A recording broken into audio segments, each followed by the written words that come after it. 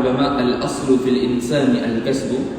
Hukum asal seseorang insan itu perlu bekerja ialah, maksud dia, setiap insan atas dunia ini wajib bekerja. Tak kisah apa kerja pun dia, sunnatullah, Allah telah tetapkan dia wajib cari rezeki dengan usahanya sendiri. Jadi lahirnya seorang insan itu, lahirnya seorang manusia itu wajib bekerja dan pasti dikerjakan. Dalam satu hadis sahih daripada Rifa'ah bin Rafi', anna Nabi sallallahu alaihi wasallam su'ila ayyul kasbi atyab, qala amalur rajuli biyadihi wa kullu bay'in mabrur. Apakah maksud dia? Daripada Rifa'ah bin Rafi', Nabi sallallahu alaihi wasallam su'ila apa ya? Ditanya, ayyul kasbi atyab, apakah pekerjaan yang paling baik wahai Rasulullah? Kata Nabi sallallahu alaihi wasallam, amalur rajuli biyadihi wa kullu bay'in mabrur. Kata Nabi sallallahu alaihi wasallam, pekerjaan yang paling baik dalam menjemput rezeki ialah kamu ini berusaha dengan tangan kamu sendiri dan berjual beli, berniaga, trading, bisnes dengan baik, dengan mengikut syariat. Hadis riwayat Al-Bazzar dan At-Tabrani. Jadi kefahaman daripada hadis yang saya telah katakan tadi, saya telah kongsikan kepada tuan-tuan, seperti apa yang kita telah cakap tadi. Semua orang perlu bekerja, semua orang perlu berusaha menjemput rezeki buat diri dia. Kemudian rezeki tersebut dibawa pulang untuk keluarga dia, dikeluarkan zakat, diberikan sedekah dan disyukuri atas segala apa yang Allah telah berikan kepada dia. Ustaz ni cakap kena kerja. Hari ni cuti suruh kerja juga. Kami pencen dah Ustaz, kerja-kerja apa lagi? Suruh saya kerja apa lagi? Jadi pagi ni insya-Allah saya kongsikan kepada tuan-tuan dan puan, tuan-tuan dan puan-puan, datuk-datuk dan tin-tin, ustazah, imam-imam dan bilal-bilal tentang konsep rezeki dalam kacamata Quran dan hadis dan bagaimana menjemputnya. Konsep rezeki dan bagaimana kita menjemput rezeki. Ini kalau saya sharekan kepada tuan-tuan puan ni, cara-cara nak jadi kaya, terbuka gitu. Cara-cara nak jadi kaya, Allah Subhanahu wa taala telah tetapkan beberapa ayat dalam Quran dan beberapa hadis yang Nabi kata bagaimana kita ingin menjemput rezeki. Satu hadis Nabi sallallahu alaihi wasallam, inna ruhal qudus nafasa fi ru'i anna nafsan lan tamut hatta tastakmila ajalaha wa tastaw'ida rizqaha. Apakah maksud? Sesungguhnya Ruhul Qudus. Ruhul Qudus ni siapa tuan-tuan? Jibril AS telah datang kepadaku membawa satu wahyu. Anna nafsan lan tamut, sesungguhnya seseorang manusia ini tidak akan mati hatta tastakmila ajalaha wa tastaw'iba rizqaha. Sesungguhnya seorang insan ini tak akan mati melainkan datang kepadanya dua perkara. Yang pertama, dah sampai ajal. Yang kedua, dah habis semua rezeki dia. Jadi tuan-tuan puan, kalau nak hidup lama, rajin-rajinlah jemput rezeki. Jemput rezeki, insya-Allah panjang umur. Kalau tuan-tuan kata saya cukup dah Ustaz, pencen dah Ustaz, saya rezeki apa lagi? Lama lagi kita akan baca tahlil untuk dia. Jadi macam mana kita nak hidup lama? Minta Allah murahkan rezeki sampai umur-umur yang kita mahukan. Kalau Tuan Haji Burhan nak hidup sampai bila? Muda lagi, nak hidup lama lagi ya? Sama macam saya, nak hidup lama lagi. Jadi konsep rezekinya pertama, rezeki telah ditakdirkan kepada seluruh makhluk Allah Subhanahu wa taala. Itu konsep rezeki yang pertama. Rezeki ini telah ditakdirkan untuk semua makhluk Allah Subhanahu wa taala. Tidak kisahlah siapa pun dia bersifat universal, muslim ataupun tidak muslim, lelaki ataupun perempuan dan sebagainya. Kata ulama, innal arzaqa maqsumatun wa muqaddaratun kal ajal. Walau farra al-insanu min rizqihi kama yafirru min ajalihi la adrakahu rizquhu kama yudrikuhu ajaluhu. Allah, Ustaz, cakap Arab pula berbagi ni Ustaz. Apa maksud ulama ni?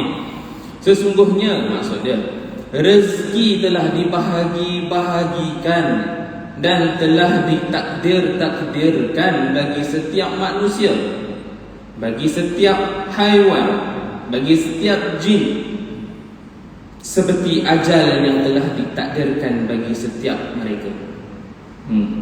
Maksudnya apa? Kalaulah seseorang insan itu lari daripada rezeki dia, pasti rezeki itu akan sampai juga dekat dia. Ini yang dimaksud ulama. Kalaulah seorang insan itu ada duit dalam kocek dia, tapi bukan milik dia, dia tetap akan tidak jadi milik dia. Allah, pening. Ada duit dalam poket, anak pula minta duit. Jadi rezekinya rezeki siapa? Rezeki anak, walaupun duit itu dekat kita. Yang maksudkan apa sebenarnya daripada kata-kata ini? Mengajar bahawa takdir Tuhan itu ialah rezeki tak akan pernah salah alamat. Tuan Haji pernah order Shopee tak? Pernah? Ada pernah tersilap hantar alamat tak? Salah hantar rumah ada. Tersilap letak nombor, silap hantar parcel tu kan. Tapi rezeki Allah tidak begitu. Rezeki Allah tetap akan sampai kepada alamatnya. Jadi kalaulah orang itu ambil hak orang lain, kalaulah dia ni mencuri, kalaulah dia ni duk rasuah, kalaulah dia ni ambil riba, kalaulah dia ni zalim dengan harta orang, zalim dengan hak orang, dia bawa lari hak orang, dia sekat hak orang lain, dia sekat rezeki orang lain, maka tetap rezeki itu bukan milik dia dan wajib dipulangkan semula kepada mereka yang berhak, yang akhirnya tetap akan jadi rezeki orang lain dan rezeki orang yang lebih berhak. Contoh dia macam mana? Kalau dia curi hak orang, dalam hukum Islam wajib untuk pulangkan dia semula. Kalau dia terlibat dengan pelaburan yang tidak patuh syariah, ada dapat profit dividen daripada pelaburan tidak patuh syariah, apa yang perlu dia buat? Dia perlu purify his income. Dia kena bersihkan dia punya profit itu dengan diberikan kepada charitable fund, charitable body, kena bagi kepada kebajikan dan sebagainya. Jadi untung juta-juta tapi tidak patuh syariah, tetap rezeki itu bukan milik. Itu yang pertama. Konsep kedua, rezeki. Rezeki itu perlu diusahakan dan terikat dengan sebab dan akibat. Saya ulang, rezeki itu perlu diusahakan dan terikat dengan sebab dan akibat. Apa itu sebab? Apa itu akibat?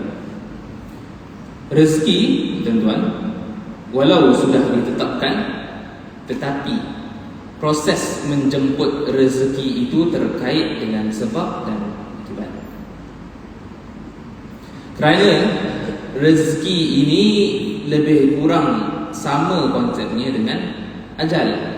Sebab tu saya tengok awal tadi tu, kalau tuan-tuan nak panjang umur, panjang-panjangkanlah, rajin-rajinkanlah jemput rezeki. Kalau tak nak jemput rezeki, mari kita tahlilkan dia dalam ramai. Sudah ditetapkan tapi terkait dengan sebab dan akibat. Macam mana nak faham ni, tuan-tuan? Kita faham daripada awal tadi rezeki telah ditetapkan tapi terkait pula dengan sebab dan akibat. Macam mana ni? Dia macam kontradiktif. Dah ditetapkan tapi kita terkait dengan sebab dan akibat, kena perlu berusaha. Kita tahu dalam satu konsep rezeki, satu konsep ni adalah kita tidak tahu berapa banyak rezeki yang Allah nak berikan dekat kita. Kita tak tahu bila ajal kita. Tapi kedua-duanya itu, ajal dan rezeki ini terkait dengan sebab dan juga akibat. Macam mana? Kalaulah seseorang itu jaga makan dan minum dia, kalaulah dia jaga kesihatan dia, kalaulah dia ini tak pernah miss check up doktor, kalaulah dia ini tak pernah skip ubat, bawa kereta hati-hati dan sebagainya, maka sebab dan akibat dia panjanglah umur dia. Tapi kalau dia ini makannya pantang nampak, pantang semua boleh, tak jaga makan minum, tak jaga kesihatan, bawa kereta macam orang gila, jadi kebiasaannya secara galibnya, akibatnya pendeklah umur dia kan. Itu maksudnya ajal dan rezeki ini terkait dengan sebab dan akibat.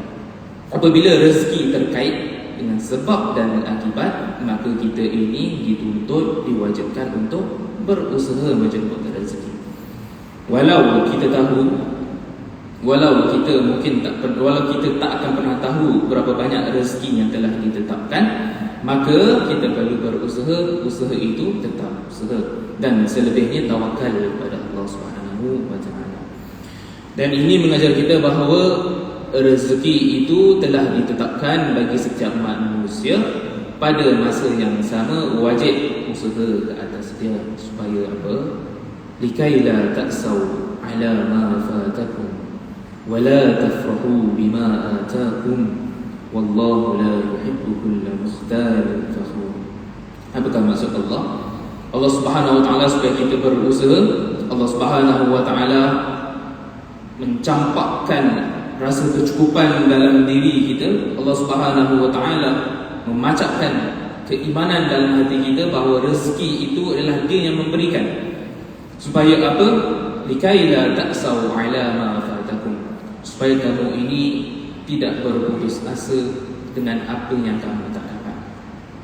Wala tafrahu bima atakum, dan tidak berbangga-bangga diri dengan apa yang Allah berikan dekat kamu.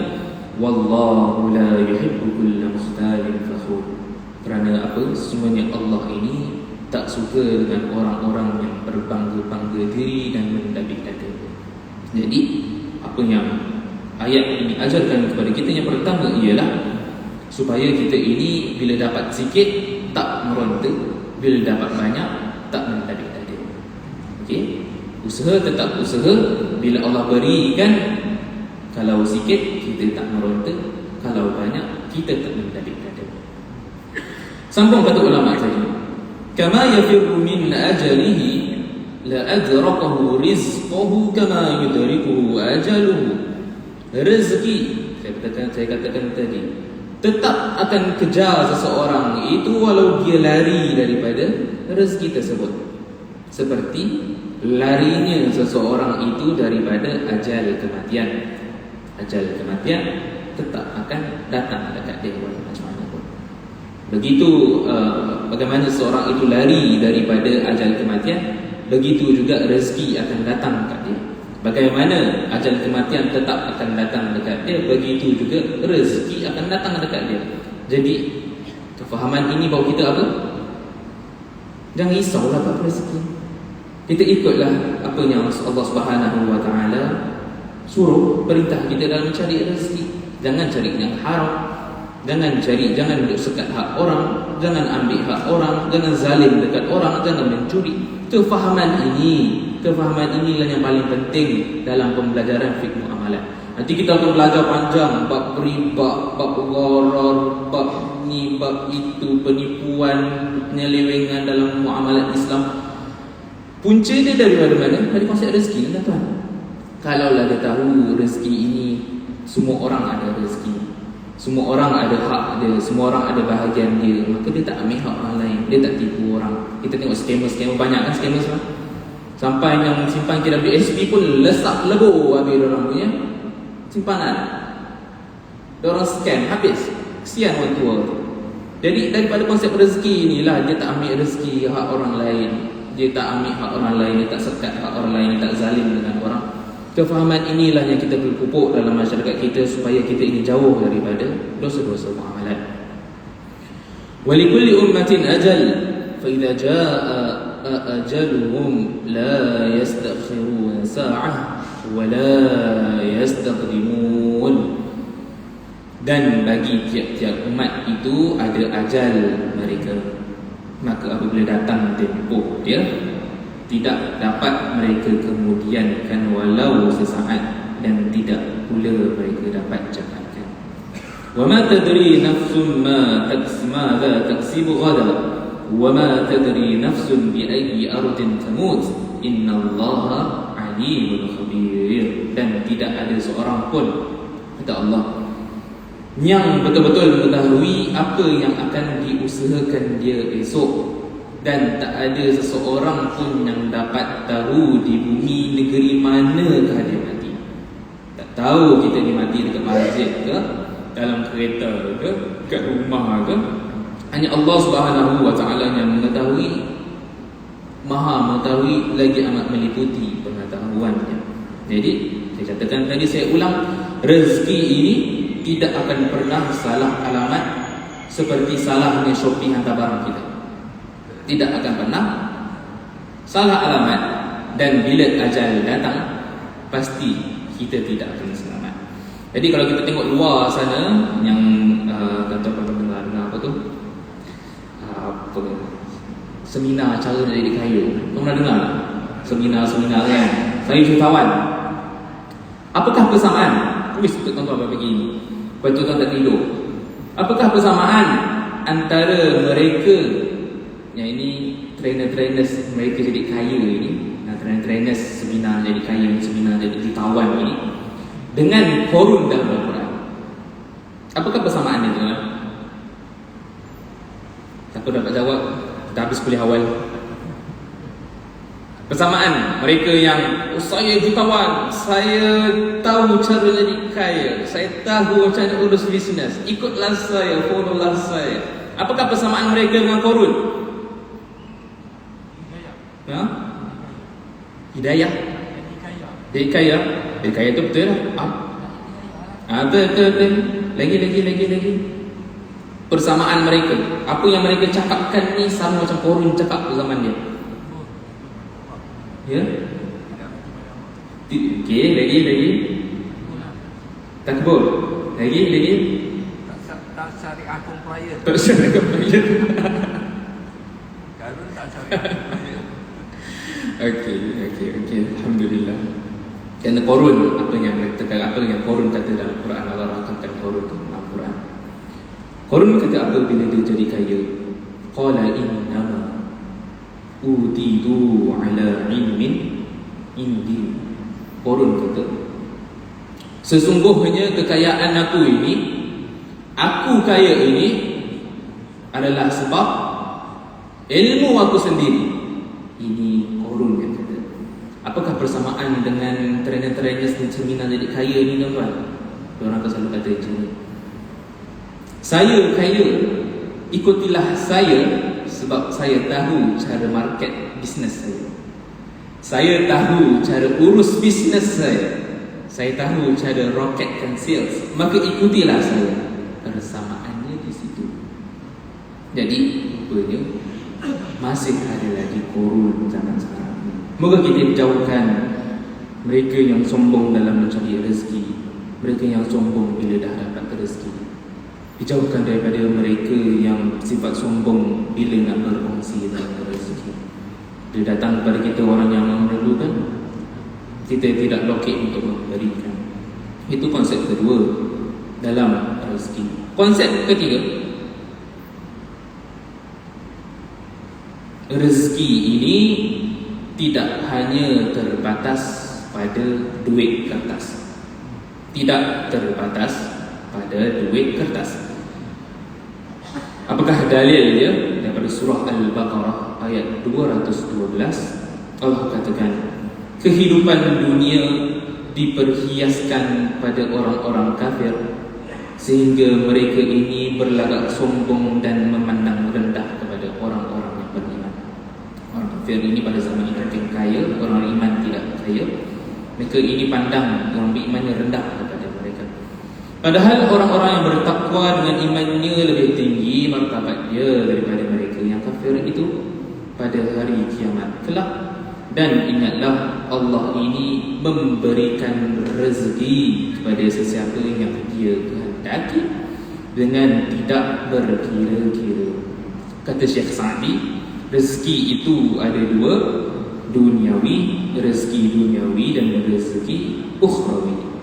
Rezeki dunia dan rezeki akhirat. Rezeki dunia ni macam mana tuan-tuan? Antaranya berbentuk material, diberikan kepada tuan-tuan, pada semua hamba, antara mukmin atau tidak mukmin, semua akan mendapat rezeki daripada Allah. Adapun rezeki ukhrawi itu lah rezeki ketenangan hati. Macam tuan-tuan, tenang je hati. Itu dalam kuliah tunduk ya. Kemanisan iman, satu rezeki juga. Kemuliaan ilmu, tuan-tuan berada di dalam majlis kuliah, mendapat ilmu, menggunakan ilmu, itu satu rezeki daripada Allah. Perasaan takutkan Allah, satu rezeki daripada Allah. Yang mana perasaan ini, rezeki ini hanya diberikan pada mereka yang Allah pilih. Hanya Allah pilih, hanya Allah sayang yang Allah berikan rezeki-rezeki ini. Itu kata Syekh Sa'di. Jadi pelbagai jenis rezeki, hatta tuan-tuan perempuan kalau dapat rezeki isteri yang solehah, itu juga merupakan satu rezeki yang baik, satu rezeki yang besar untuk tuan-tuan. Macam saya dengan Ustaz Fuad, belum lagi. Kami tidak ada rezeki lagi untuk dapat isteri solehah macam tuan-tuan perempuan. Jadi banyak hadis Nabi SAW mengatakan tentang isteri yang salihah. Kata Nabi, "Fasfur bidzatid din tarikat sadak." Ibu-ibu, Nabi kata apa? Nabi puji ibu-ibu ni. Nabi mengangkat martabat ibu-ibu, mengangkat martabat wanita. Nabi kata kalau nak berkahwin ini, ya Ustaz Mat, kalau nak kahwin, pilihlah perempuan yang beragama, nescaya beruntunglah kamu. Tarikat sadak, beruntunglah kamu. Jadi ibu-ibu ini awal-awal lagi Nabi SAW tertetapkan ibu-ibu ini adalah aset keluarga, kesayangan suami dan anak-anak. Maka kesayangan suami ini perlulah mereka yang beriman pada Allah Subhanahu wa taala. Hadis Nabi yang lain, "Ad-dunya mata' wa khairu mata'id dunya al-mar'atus salihah." Dunia ini adalah perhiasan, dan perhiasan yang paling cantik, nak puji ibu belakang tu. Perhiasan yang paling cantik bukan emas di tangan mereka. Perhiasan yang paling cantik kata Nabi SAW adalah wanita-wanita ibu-ibu yang salihah. Perhiasan dunia itu ibu, bukan biasa-biasa ya. Kita pernah dengar orang kira kan, kalau seseorang wanita itu ada iman dalam hati dia, kita berikan dia satu markah. Nah, kalau ibu-ibu ada keimanan dalam hati ibu-ibu, percayakan Allah dan Rasul, kita berikan satu markah.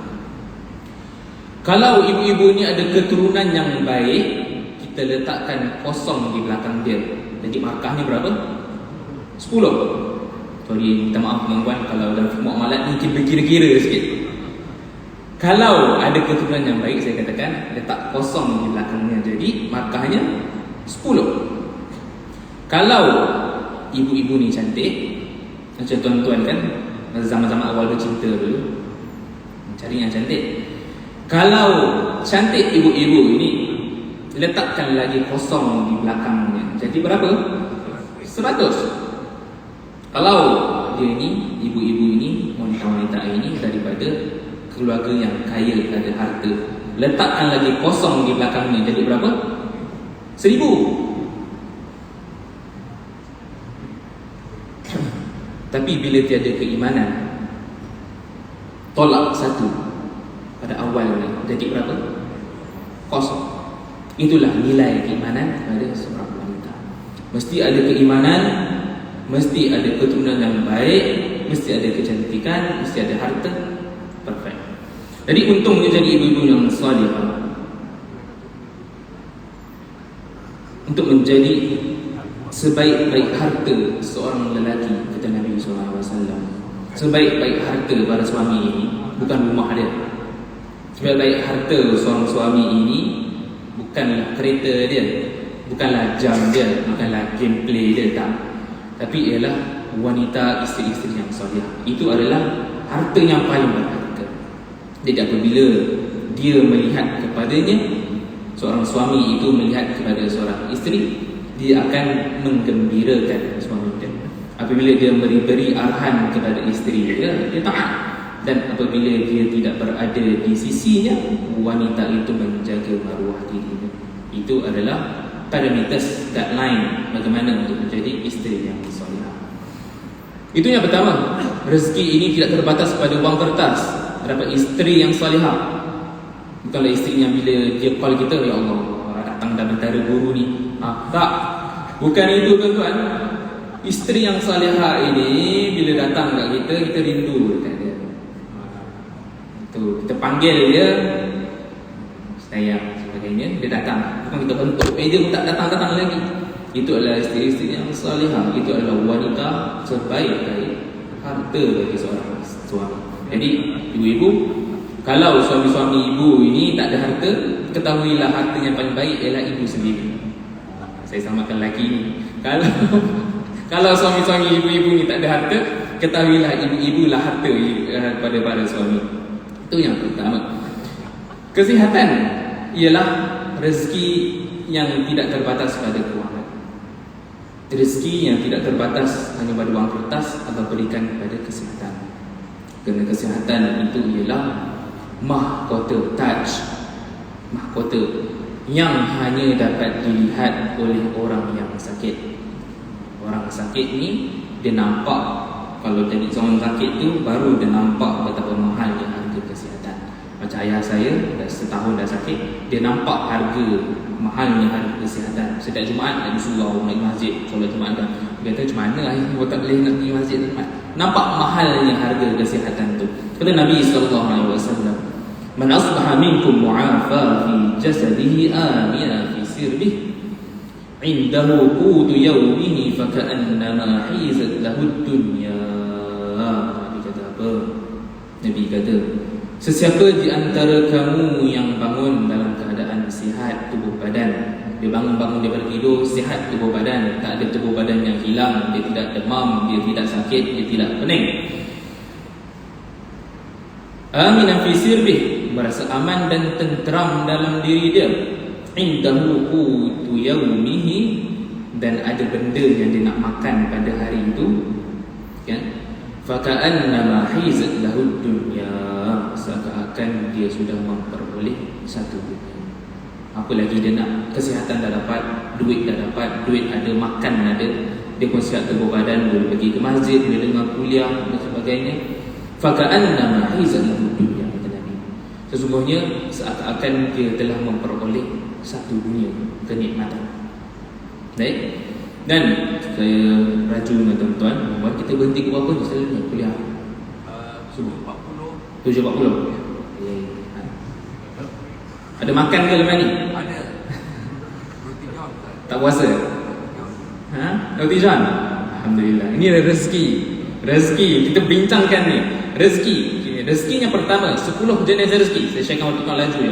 10 jenis rezeki dalam Al-Quran dan cara mendapatkannya. Yang pertama ialah rezeki yang telah dijamin. Rujuk surah Hud ayat ke-6. Apa kata Allah Subhanahu wa taala?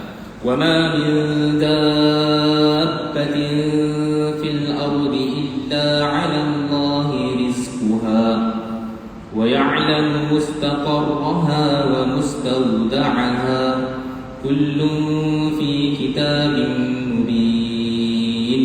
Surah Hud ayat 6. Apakah maksudnya?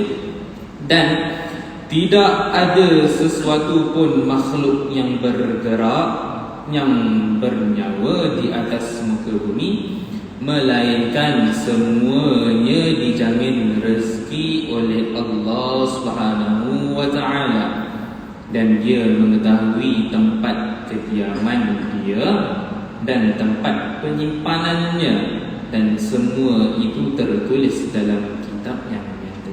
Tadabbur ayat, kita lihat apa yang Allah terangkan. Allah Subhanahu wa taala menerangkan dalam ayat ini bahawa di antara sebahagian daripada keluasan ilmu Allah Subhanahu wa taala, kesempurnaan kuasa dan kudrat Allah Subhanahu wa taala, dan perhatian yang dalam oleh Allah Subhanahu wa taala kepada para hamba dia, kepada para makhluk dia yang ada di muka bumi, yang ada di dalam laut, yang berada di atas permukaan laut. Allah ini mengurniakan rezeki buat mereka, dan Allah tahu dekat mana mereka berada. Allah bagi rezeki dan Allah tahu kat mana mereka berada. Jadinya itu sebab saya katakan tadi, rezeki ini tidak pernah salah alamat, sebab Allah tahu di mana dia berada. Allah tahu di mana manusia-manusia itu, makhluk-makhluknya, tidak kisahlah manusia ke, haiwan ke, jin ke, semua itu ada rezeki, dan Allah tahu di mana keberadaan mereka. Maka Allah Allah berikan rezeki pada mereka. Dengan kata Allah Subhanahu wa taala, Allah Subhanahu wa taala jamin rezeki setiap makhluk yang bergerak. Macam tuan-tuan pagi ini, Allah jamin bagi apa? Makan lagi. Kalau Allah Subhanahu wa taala takdirkan tuan-tuan ada rezeki untuk makan roti jam belakang tu, maka Allah Subhanahu wa taala telah berikan satu jaminan rezeki. Pagi ini kamu tidak akan lapar boleh makan roti jam. Ada lagi selain roti jam ni? Selain itu ada? Tak ada. Teh tarik. Teh tarik. Allah jamin rezeki teh tarik dan juga roti jam. Allah Subhanahu wa taala jamin rezeki setiap makhluk yang bergerak, yang bernyawa, yang melata, yang berjalan, yang merayap, yang terbang, serta semua yang ada di muka bumi, di langit, di tanah dan sebagainya, dengan memberikannya naluri dan kemampuan untuk jemput rezeki yang sesuai dengan fitrah kejadian dia. Cacing tak ada mata, tak ada tangan, tak ada kaki. Kalau masuk apa orang kata pekerja punya ni, union pekerja. Kalau lah cacing ni masuk union pekerja tuan-tuan, maka mereka ni paling berhak dapat zakat dan dapat sedekah. Betul tak? Tak ada mata, tak ada tangan, tak ada kaki, tapi Allah bagikan rezeki, tetap bagikan rezeki. Jadi yang tidak berakal itu, yang tidak berakal Allah berikan mereka naluri untuk menjemput rezeki, mencari rezeki. Tetapi ini permasalahan dia. Orang yang berakal tak pula mencari rezeki. Yang tak ada akal tu, yang berada dalam tanah dan laut tu cari rezeki. Kita yang tidak berakal, kita yang berakal ini tak jemput rezeki. Allah berikan naluri bagi setiap makhluk itu mencari rezeki yang sesuai dengan fitrah kejadian dia. Kalimah dabbah kita bacakan tadi, dabbah. Apa maksud dabbah? Dabbah ialah haiwan ataupun kehidupan yang merujuk kepada semua makhluk yang berjalan, merangkak, menjala, termasuklah manusia. Kita katakan nak katakan apa ini sebenarnya? Allah Subhanahu wa taala dah tetapkan rezeki mereka dengan teratur. Ikan-ikan di lautan turut mendapat jaminan. Apa lagi? Cengkerang-cengkerang, semua ini telah Allah jamin rezeki kepada dia. Wa ya'lamu mustaqarraha wa mustawda'aha, dan Allah ini tahu tempat kediaman para makhluk dan tempat penyimpanannya. Yang menakatan apa ni? Jaminan yang diberikan oleh Allah bukan terbatas kepada adanya rezeki semata-mata, tetapi sampai rezeki itu kepada makhluknya. Ulama kali rezeki ini tidak pernah salah alamat. Kullun fi kitabim mubin, dan sesungguhnya pembahagian rezeki itu, tempat lahir, tempat tinggal dan tempat kubur setiap hamba telah pun ada dalam catatan kitab yang nyata. Kullun fi kitabim mubin.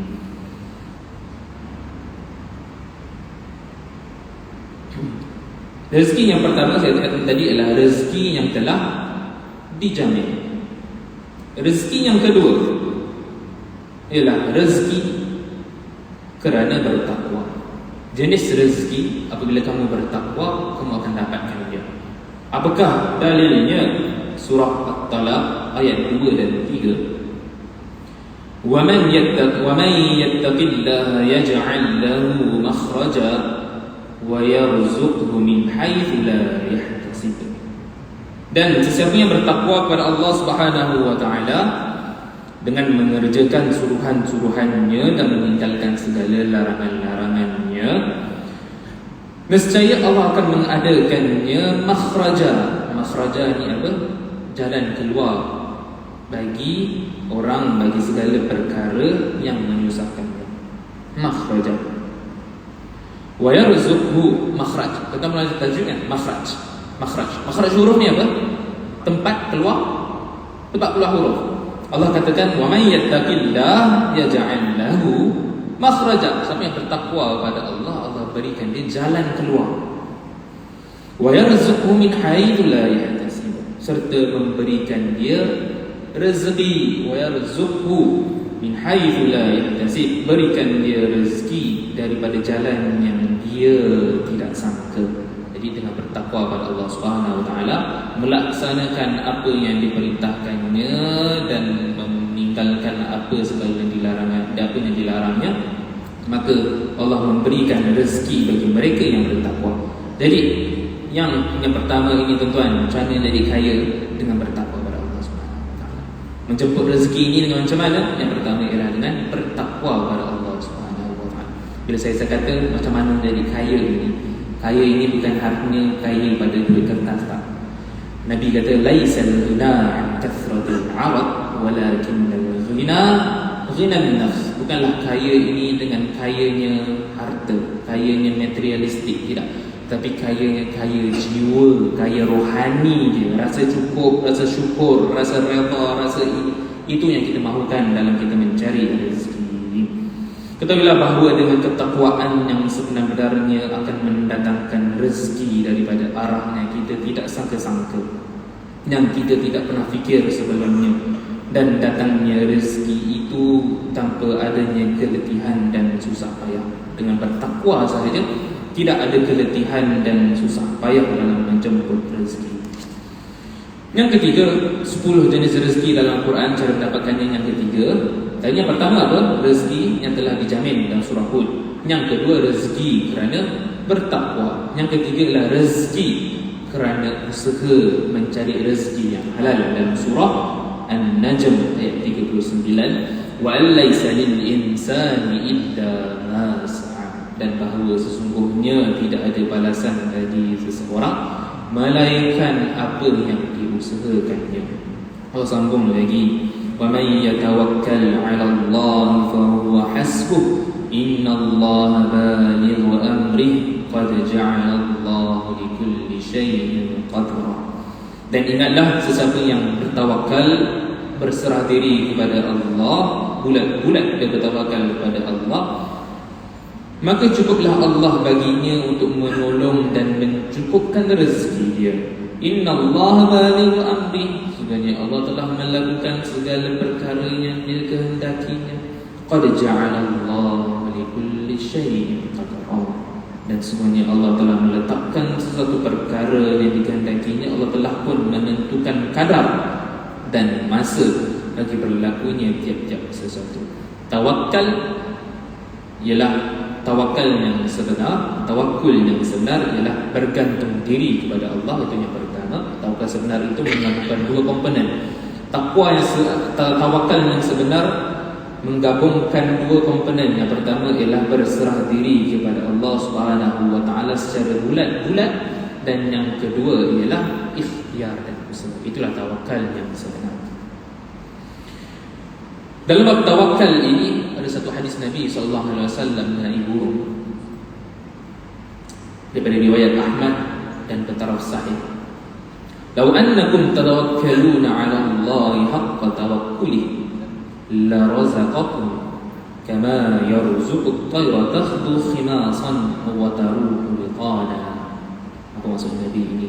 Jikalah kamu ini betul-betul benar-benar bertakwa dan bertawakal kepada Allah dengan sebenar-benar takwa, dengan sebenar-benar tawakal,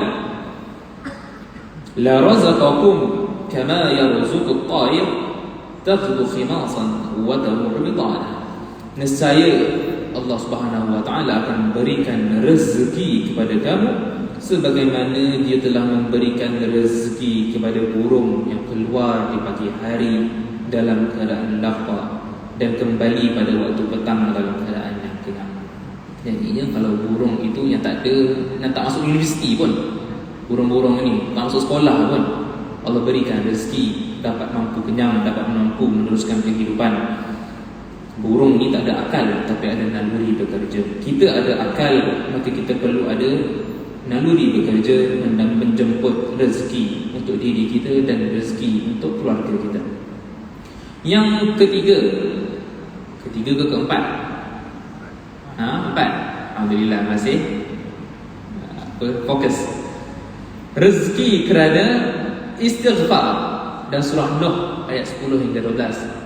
فَقُلْتُ اسْتَغْفِرُوا رَبَّكُمْ إِنَّهُ كَانَ غَفَّارًا يُرْسِلِ السَّمَاءَ عَلَيْكُمْ مِدْرَارًا wa yumdidukum bi amwal wa banin wa yaj'al lakum jannat wa yaj'al lakum anhara.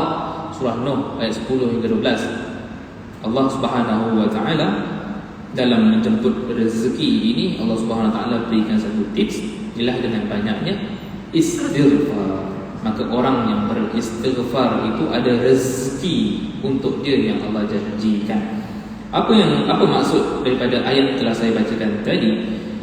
Sehingga aku berkata kepada mereka, Nuh berkata kepada umatnya, faqultu astaghfiru rabbakum innahu kana ghaffara. Mohonlah ampun, beristighfarlah kamu kepada Tuhan kamu, sesungguhnya Tuhan kamu ini Maha Pengampun.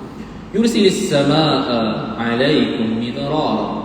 Sekiranya kamu beristighfar, sekiranya kamu ini memohon keampunan kepada Allah, yursilis samaa alaikum midrara, Dia akan menghantarkan hujan lebat mencurah-curah kepada kamu. Wa yumdidukum bi amwal, dan Dia akan berikan kepada kamu dengan banyaknya harta kekayaan. Wa banin, tambah anak pinak. Wa yaj'al lakum jannat, dan akan tambahkan adakan kamu kebun-kebun tanaman. Wa yaj'al lakum anhara, dan berikan kamu sungai-sungai yang mengalir dalam kebun-kebun dia. Kalau ada sini yang raja berkebun, istighfar. Cuba tengok nanti dekat hasil kebun.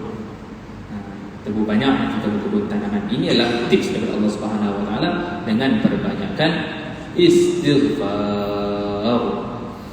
Yang kelima, kita nak ujung-ujung dah ni tuan-tuan, rezeki kerana tunaikan salat.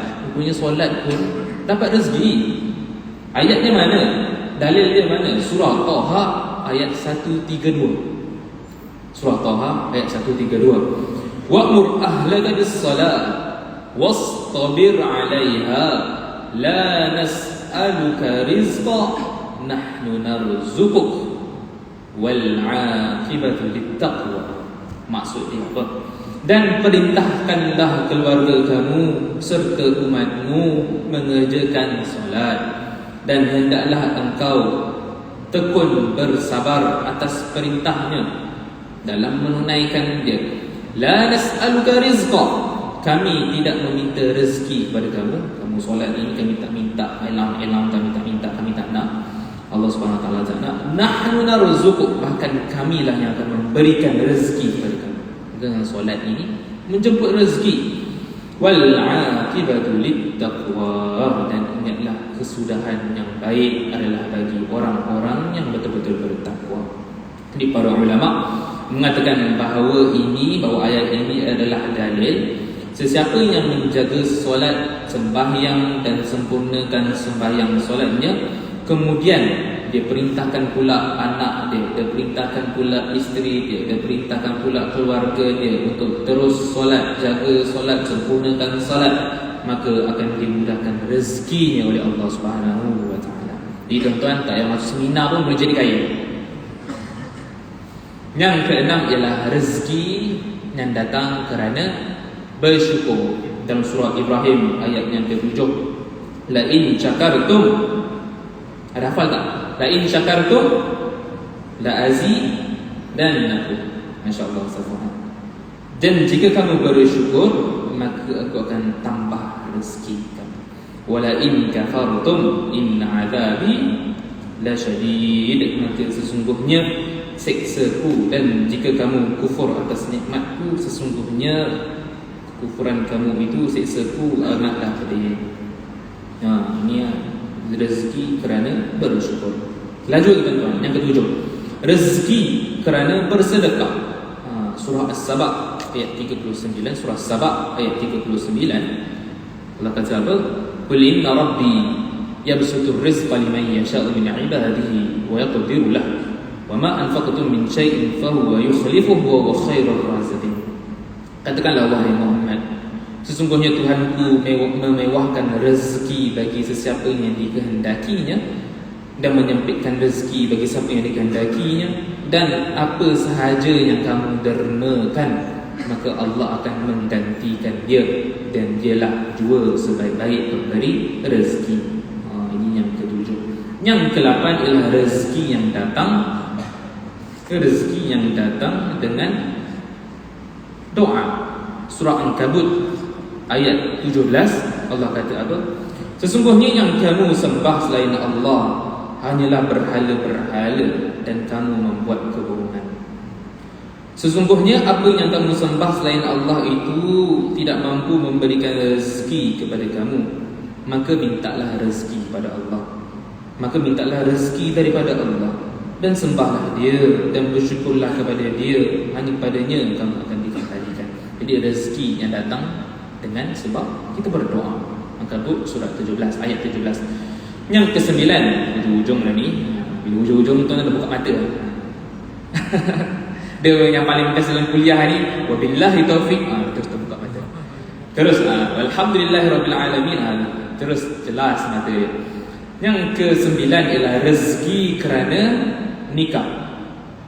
Yang tu rezeki kerana nikah. Ini ibu-ibu kalau saya cakap ni sensitif sikit.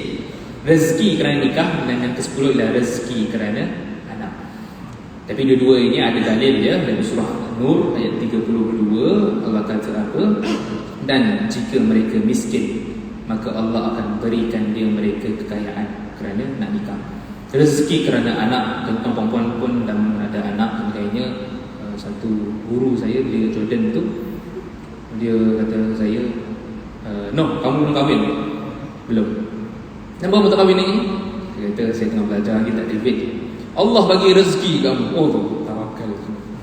Allah bagi rezeki. Kita ni tak ada duit, makan pun duit apa? Makan dengan duit zakat, makan dengan duit beasiswa. Kahwin je, Allah bagi rezeki. Dan aku sendiri telah saksikan pada diri aku sendiri bahawa setiap anak yang dilahirkan itu ada rezeki dia sendiri, seperti terbukanya bilik air.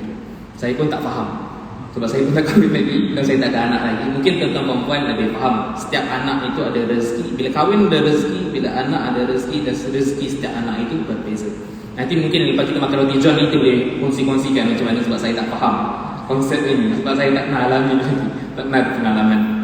Jadinya saya ulang balik 10 rezeki dalam Al-Quran. Yang pertama ialah rezeki yang telah dijamin, rezeki kerana bertakwa. Yang kedua, yang ketiga ialah rezeki kerana usaha. Yang keempat ialah rezeki kerana istighfar. Yang kelima ialah rezeki kerana solat. Yang keenam ialah rezeki kerana bersyukur. Yang ketujuh ialah rezeki kerana sedekah. Yang ke-8 ialah rezeki kerana berdoa. Yang ke-9 ialah rezeki kerana nikah. Dan yang ke-10 ialah rezeki kerana anak. Jadi nak tambah rezeki, saya tak kata, tuan-tuan yang kata. Allah Subhanahu. Jadi kesimpulan pada kuliah kita pagi ini, Allah Subhanahu Wa Taala telah jamin rezeki setiap makhluk dia. Dan hendaklah kita, yang kedua ialah memohon petunjuk daripadanya. Yang ketiga ialah berusaha untuk mendapat rezeki yang halal dengan cara yang halal, dengan cara yang baik. Yang keempat ialah membina tempat tinggal di dunia dengan mengharapkan keredaannya, dan membina tempat tinggal di akhirat dengan amalan yang dilakukan ketika di dunia. Yang kelima ialah sentiasa berserah diri, tawakal kepada Allah Subhanahu Wa Taala dalam menjemput rezeki. Dan yang keenam ialah usia, rezeki, pertemuan dan maut telah ditentukan oleh Allah Subhanahu Wa Taala. Alhamdulillah. Habis dah. Ada beberapa soalan yang saya tutup. Peribahasa Melayu yang kata rezeki secupak takkan jadi segantang, itu boleh pakai tak? Rezeki secupak tidak akan jadi segantang. Betul, rezeki secupak tidak akan jadi segantang. Saya dah katakan tadi pada awal-awal, seseorang itu apabila telah ditakdirkan rezeki dia, itulah rezeki dia. Dia berniaga contohnya pada hari ini, pada pagi ini, rezeki Allah letakkan dia pada hari ini, profit yang dia dapat 200, maka dia akan dapat 200. Dia akan dapat secupak 200 saja. Tidak akan jadi segantang dari 2,000, 3,000 pada hari itu. Allah telah takdirkan dan dia berusaha. Allah telah takdirkan 200 dia dapat, 200 dia dapat. Kalau Allah tak takdirkan 200, maka dia tak dapat apa-apa. Contohnya macam saya kuliah ni kan, kalau Allah masjid tetapkan, saya dah usaha, saya dah ceramah dan sebagainya. Kalau masjid tetapkan, kalau Ustaz Noh hari ni kita kasih free lah, tak kuliah, maka secupak itu tidak akan segantang. Masa tak dapat pun secupak itu. Masjid telah letakkan 200,500 yang saya dapat. Kalau 300,500 saya dapat. Kalau tak ada. Maka secupak itu tidak akan jadi segantang daripada takdir Allah Subhanahu Wa Taala. Tapi wajib untuk kita usaha. Jawab tak?